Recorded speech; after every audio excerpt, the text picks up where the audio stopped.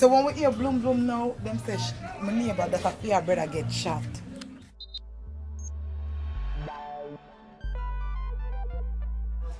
Last night in particular, I was called by a resident somewhere close to or a little bit after 9. Explosions were heard in what they call Vietnam area. All they could tell me at the time was that some JDF persons were in the lane up by the center. Later on, we were basically updating each other by the community chat. I was given a call that someone might have been shot. This is a shot, man. My mother didn't have the settings to the next one here. Yeah, a shot. Then take out the warhead out of the setting. Soldiers, not police, soldier. Right. The door out here is a shoot up too. So I don't know if I throw the door it fly. Come. The what? See it here? The shot then. See it here? See it here? This is a shot. See it here. You understand? Later on, we learned that a member of the security forces, in this case JDF, was shot. I made my way to the hospital.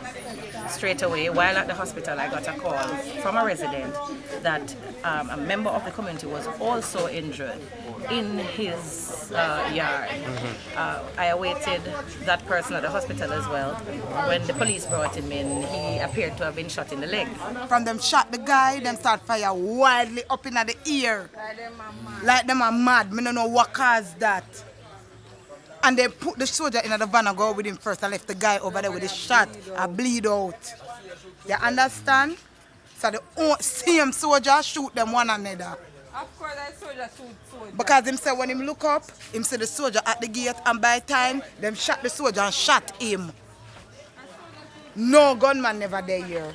What is very striking is the extent of the shootings that occurred last night. One account I'm getting is that over 60 bullets were fired in that small space. From a layman's standpoint, even from a security standpoint, that's a lot of bullets, which seems like it was open warfare. I think there's a lot of questions to be answered.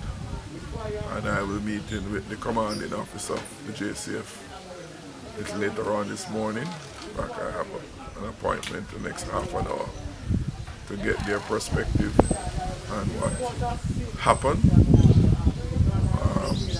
and how the matter is going to be handled. What is happening in Augustown needs to be properly arrested.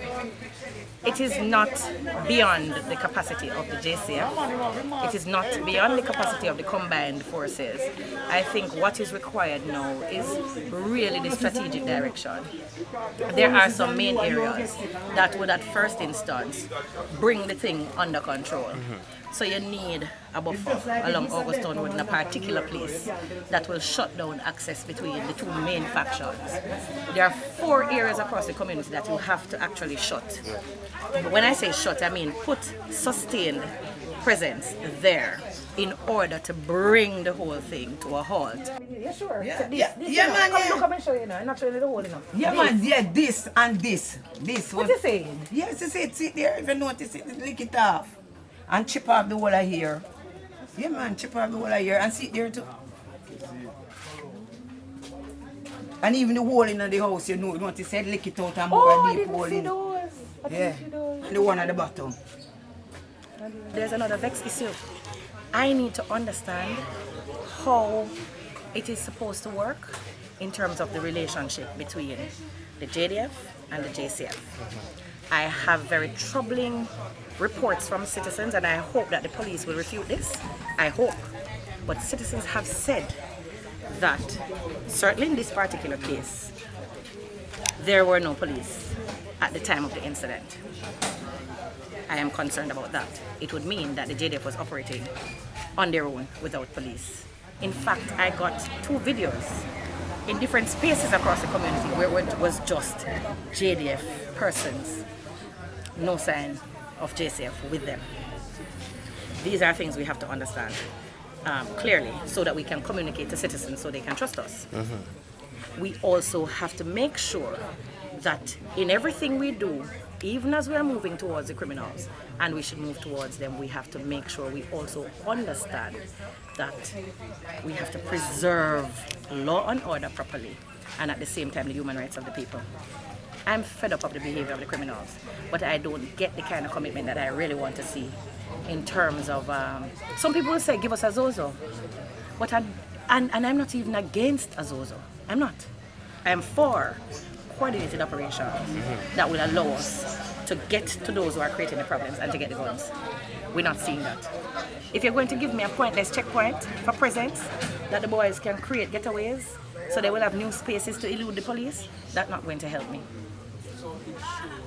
It is not. We have a history of people are going missing here when fight intensifies. We have had persons go missing in the community.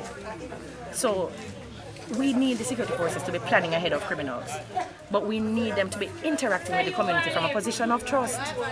So when situations happen, we expect that we're going to deal with it from a place of truth and balance, and when security forces are on the ground, police and soldier, you have to be respectful to the people to make sure that they are comfortable enough to give you the support.